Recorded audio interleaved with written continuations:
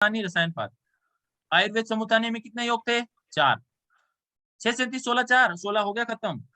अब इसमें 4 योग क्या क्या है? 16 आप या आप काउंट करना कौन कौन से 16, ठीक है? चलो मैं काउंट कराता हूँ। देखो लोहादी रसायन आया,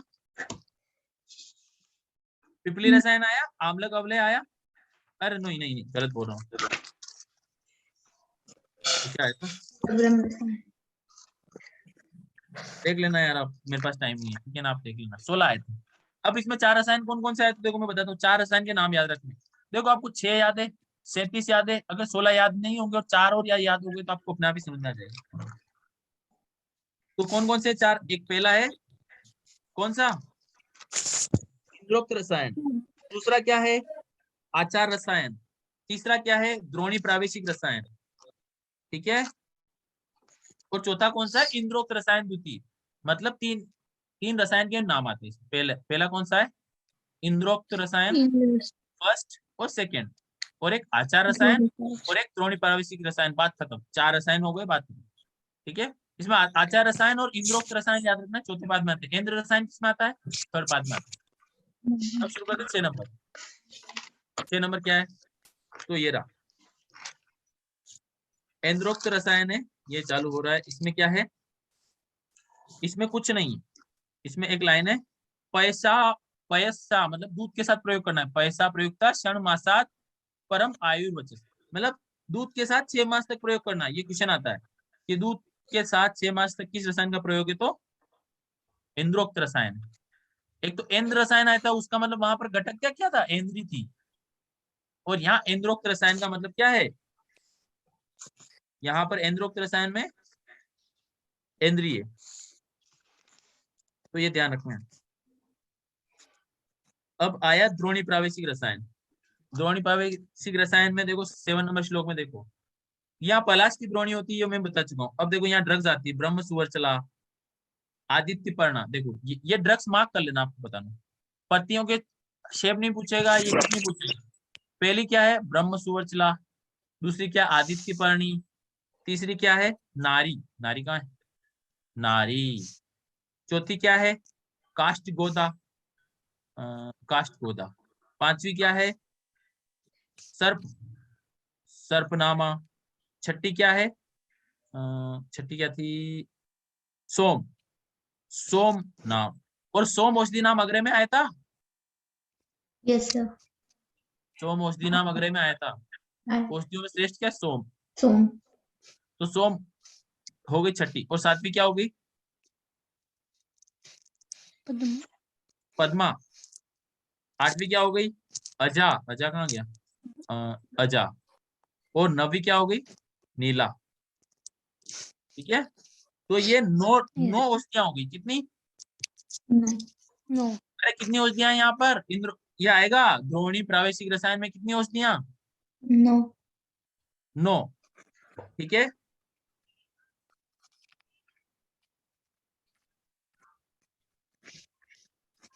तो देखो अब ये आप इसकी ट्रिक कैसे याद रखोगे? अरे 9 औषधियों की ट्रिक कैसे याद रखोगे? PAN, का, सर्प, सोम और PAN, पान। याद रहेगा? यस। क्वेश्चन आया, चरक में कितनी दिव्य औषधियां बताई? आंसर क्या जाएगा? 8, ठीक है? अरे याद रहेगा? और और ये क्वेश्चन आया, द्रोणी प्रावेशिक में कितनी औषधियां? तो 9। नो।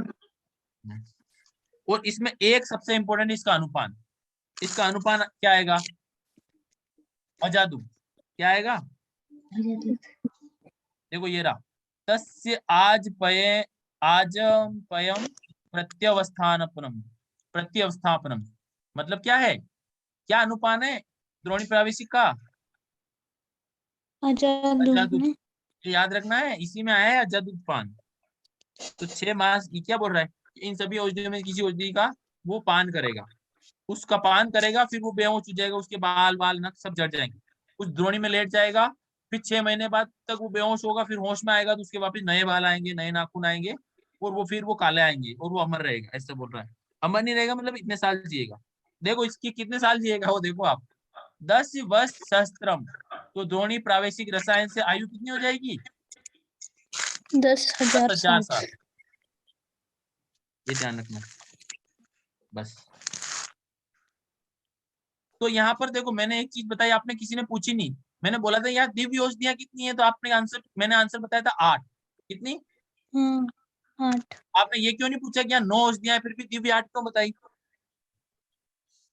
क्योंकि इनमें एक औषधियों का राजा कौन है? सोम। सोम, तो उसको हम काउंट नहीं करेंगे, ठीक है।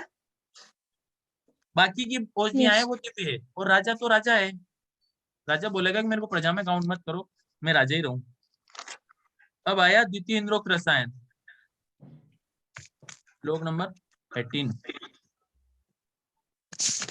द्वितीय इंद्रोक्त रसायन में याद रखना है, कुछ याद नहीं रखना है, ठीक है ना। बस ये ध्यान रखना है कि ये इंद्रोक्त रसायन पहला और दूसरा चौथे पद में आया। उसके बाद कुटी प्रावेशिक तथा वातातिपिक। देखो वातातिपिक आएगा यहाँ पर,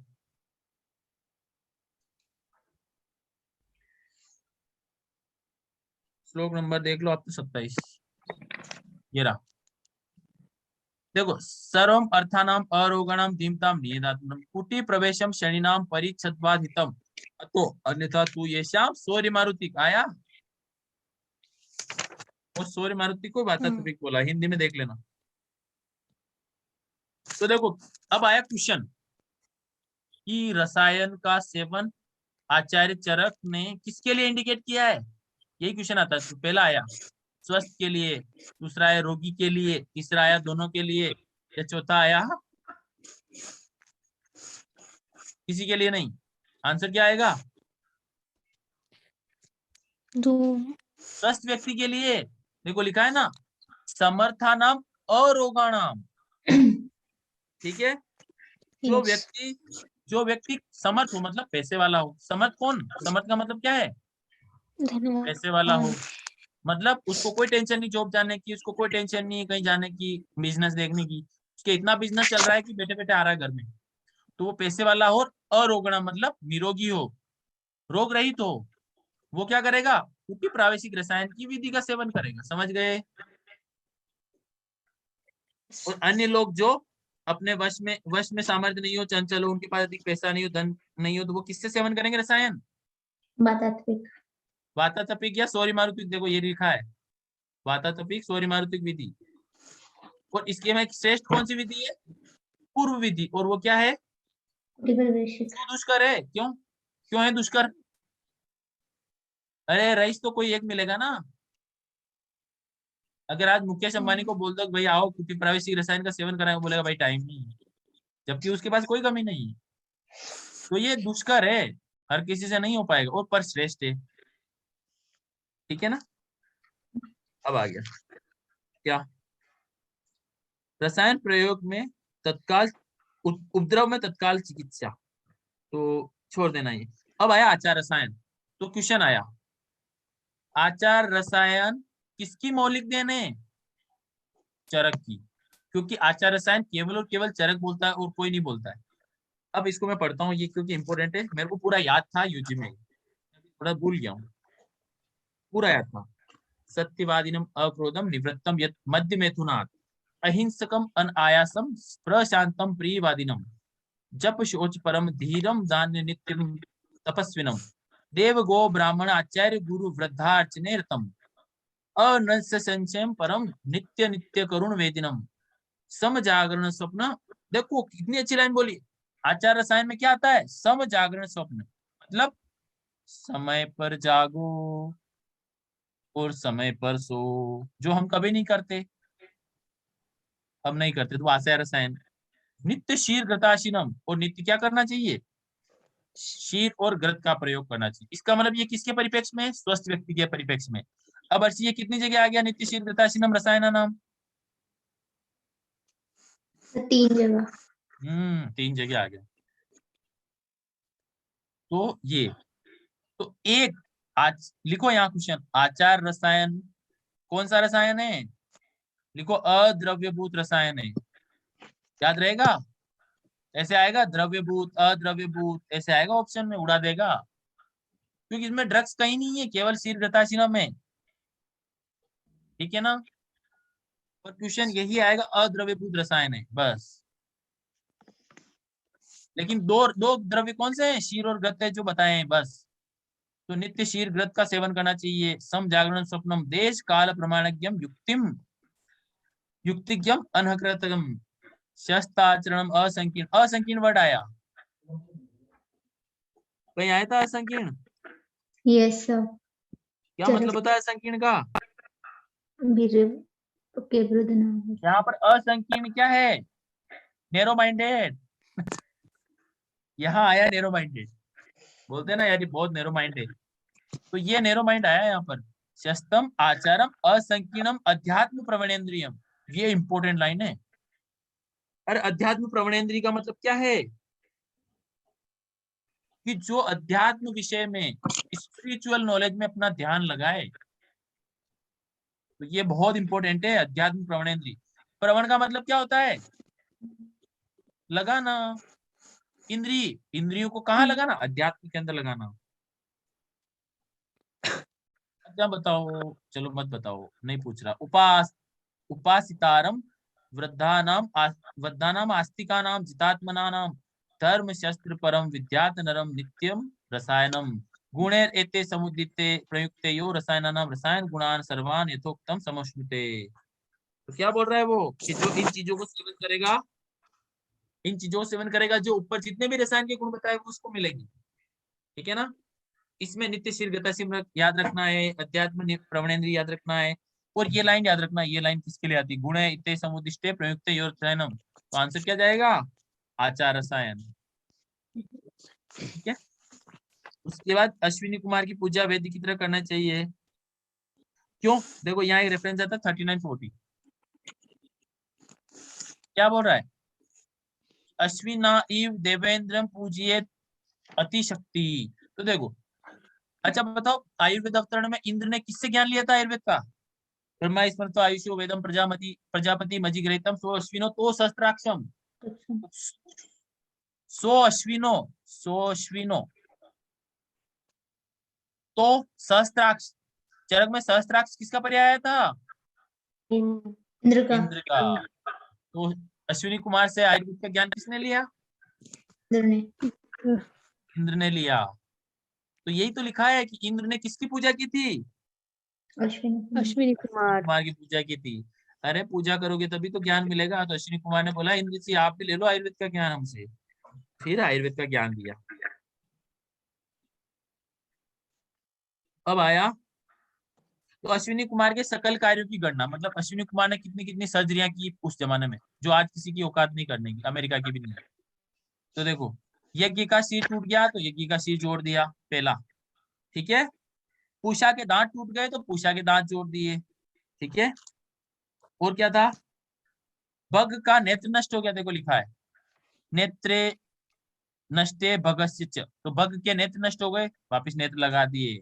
उसके बाद क्या आया, इंद्र को भुज स्तंभ हो गया। अच्छा भुज स्तंभ क्यों हो गया इंद्र को, बताओ।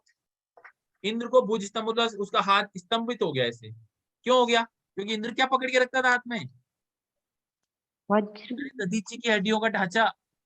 क्या था, वज्र, वज्र। और वज्र क्या होता है, बिजली अरे वाला। शरीर की सबसे गुरु गुरु धातु क्या है, अस्थि। अस्थि। तो सबसे भारी चीज पकड़ रखी थी उसने, इतनी सारी अस्थियों का ढांचा।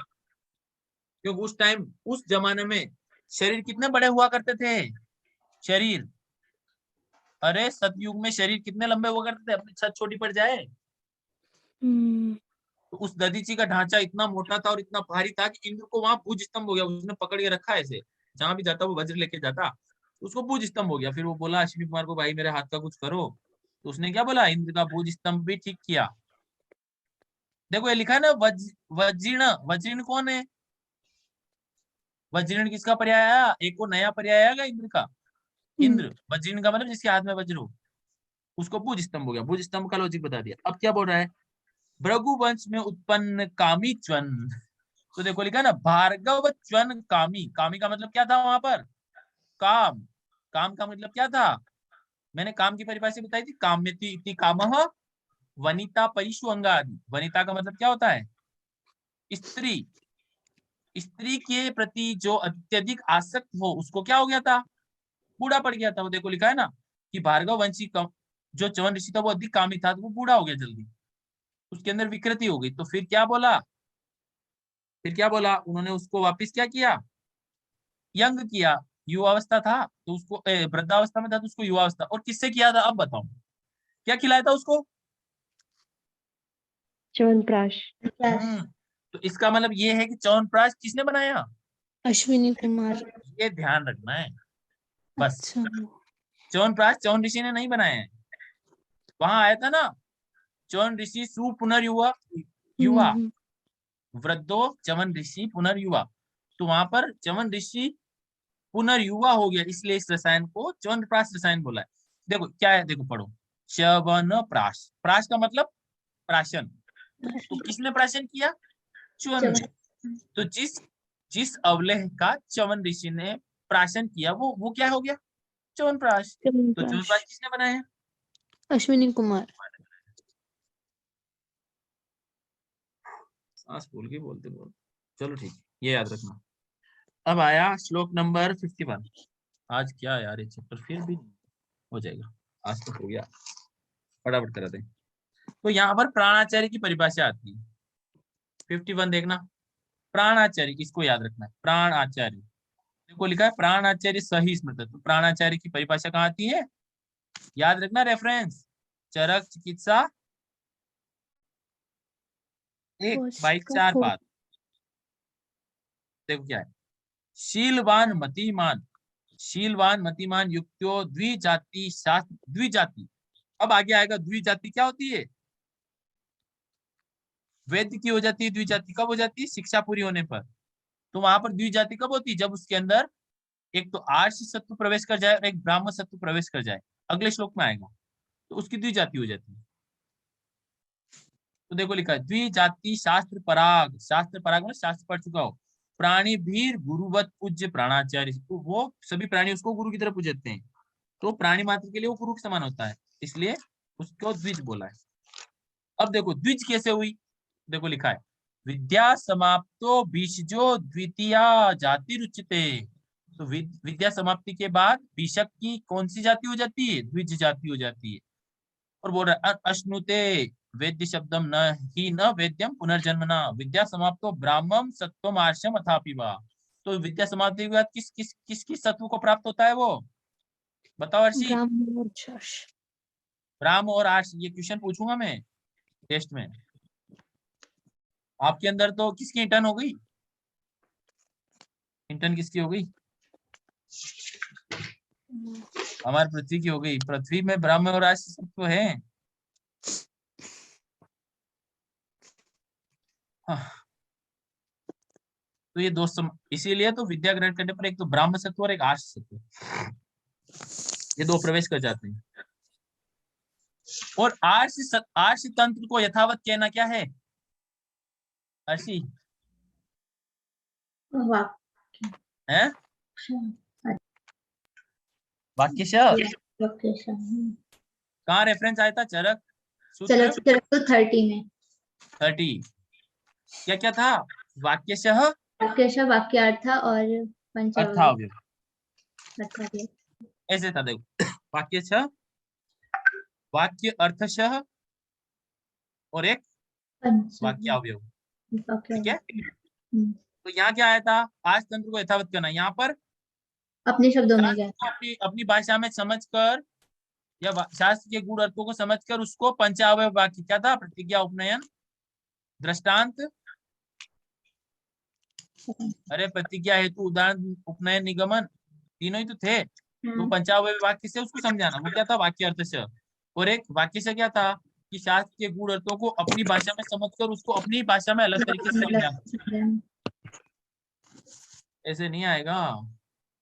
ये हो गया।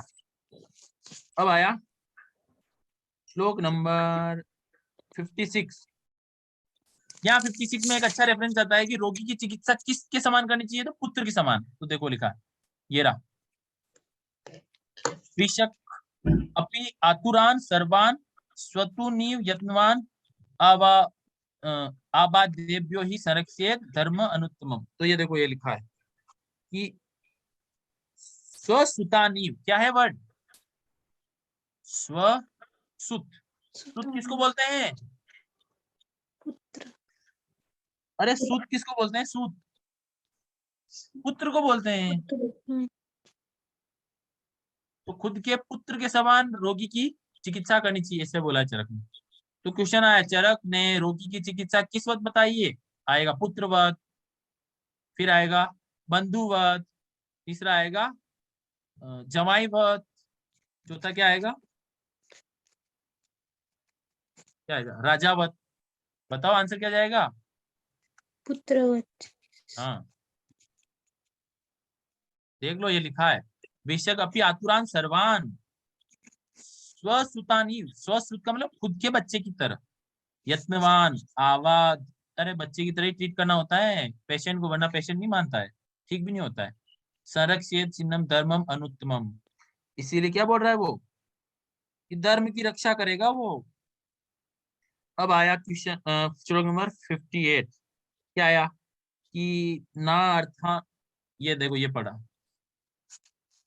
आ गया, ना अर्थार्थम ना अपि कामार्थम भूत दयाम प्रति। क्या बोल रहा है कि जो वेद्य, अर्थ का मतलब क्या है? पैसा। धन। काम का मतलब क्या है? विशेष कोई लालसा या मनोरथ, विशेष कोई लालसा, उसको छोड़कर, मतलब जो पैसों को छोड़कर, अपने खुद के स्वार्थ को छोड़कर, क्या बोल रहा है वो, सभी प्राणियों पर भूत दया, मतलब प्राणियों पर दया करता है, ठीक है ना, यस। कार्य करता है। वो क्या बोल रहा है, वर्तते यश चिकित्सायाम सर्वम अति वर्तते, वही क्या है, सबसे बेस्ट चिकित्सक है, बेस्ट फिजिशियन है। इसीलिए तो कभी भी किसी को ट्रीट करो ना, तो स्वार्थ मत देखो कि यार फीस ले लूंगा, इतने पैसे ले लूंगा, या फिर मेरा ये फायदा हो जाएगा, कुछ नहीं, जीरो। तो धर्म को पहले रखना चाहिए, इसीलिए यहाँ आया है, ऊपर आया था ना, धर्म के लिए आया था, कहाँ ये रहा, धर्मम अनुत्तमम, धर्म को ऊपर रखना चाहिए। फिर क्या बोला, काम और अर्थ, अर्थ का मतलब पैसा, और अपना काम मतलब खुद का स्वार्थ, दोनों को छोड़कर सभी प्राणियों पर दया की भावना से ट्रीटमेंट करना चाहिए। तो वो क्या बोल रहा है, यस चिकित्साया सर्वमति वर्तते, वो सर्वश्रेष्ठ चिकित्सक है। और क्या बोल रहा है वो, यहाँ ऐसे बोला हिंदी में कि वो ब्रह्म में लीन हो जाता है ऐसे। अब आई मेरी फेवरेट लाइन, मैं कहीं भी क्लिनिक खोलूंगा ये जरूर लिखूंगा, ये वाली लाइन, मेरी क्लिनिक के बाहर एक श्लोक जरूर लिखूंगा, ये जो एलोपैथी वालों को लिखना चाहिए सभी को। पूर्वते तु वृत्त्यर्थम, पूर्वते तु वृत्त्यर्थम चिकित्सा पण्य विक्रयम। क्या बोल रहा है, अपनी वृत्ति के लिए, अपनी आजीविका के लिए चिकित्सा को व्यवसाय या बिजनेस बनाकर जो बेचते हैं, विक्रय का मतलब, विक्रय का मतलब क्या होता है, एक तो क्रय होता है, एक तो क्रय होता है हिंदी में, क्रय का मतलब क्या होता है, खरीदना, और विक्रय का मतलब बेचना। तो वो बेच रहा है ना अपनी चिकित्सा को, अपनी पैथी को पैसे लेके। तो चिकित्सा पण्य विक्रयम कुर्वते ये तू वृत्ति अर्थम, जो लोग क्या करते हैं, वृत्ति के अर्थ में चिकित्सा को व्यापार बना के बेचते हैं, वो क्या कर रहे, ते हित्वा कांचन राशि, वो लोग, कांचन का मतलब क्या होता है, सोना, गोल्ड, वो स्वर्ण की राशि को किसके समान इकट्ठा कर रहे हैं, तूल राशि, पांचुम राशि उपासते। दिस इज माय फेवरेट श्लोक, मेरे को याद है, यूजी से याद। तो पूर्वते ये तू वृत्त्यर्थम चिकित्सा पण्य विक्रयम, सबको अपनी अपनी क्लिनिक के बाहर लिखना चाहिए। तो कुर्वते ये तु वृत्त्यर्थम चिकित्सा पण्य विक्रयम ते हित्वा कांचन राशि पांचुम राशि उपासते। ये कैसे, कि उसने किसी गरीब से पैसे ले लिए, लेकिन वो गरीब बोलेगा कि कोई बात नहीं रे, जा ले ले तू, तेरे को भगवान देखेगा, इतना उसका बोलना काफी है। फिर वो पैसे है ना धूल के बराबर ही है उसके, यूं ही जाएंगे वो धूल के समान, हवा आई धूल उड़ गई, ऐसा होगा। तो ये बहुत बहुत अच्छा श्लोक है। एक पहले आया था उन्माद निदान में, कोई किसी को याद है, बहुत अच्छा श्लोक था, आत्मानम ये मन्येत कर्तारम सुख दुखियो तस्मात् श्रेयस कर्गम मार्गम प्रतिपद्येत नोत्र से। तो वहां पर भी तो बोला है, खुद को ही सुख दुख का कर्ता समझना है। आपके कोई प्रॉब्लम हो गई तो आप सोचो कि मैंने क्या गलती की इसलिए प्रॉब्लम हुई, तो यहाँ भी तो वही है कि यहाँ पर अगर वो बाद में दुख पाएगा, जो पैसे इकट्ठे कर रहा है, जो स्वर्ण की राशि इकट्ठी कर रहा है, वो पैसे वो दुख पाएगा, तो वो उसके समान वो राशि धूल जैसी ही है ना, कुछ काम नहीं आ रही। आप समझ गए होंगे आई थिंक। अब आया जीवन दान से बढ़कर कोई अन्य दान नहीं। तो देखो ये रेफरेंस याद रखना है। देखो धर्मार्थ अर्थदाता सदस्यम न, ये रहा, न ही जीवित दानात ही दानम अन्यम विशिष्यते।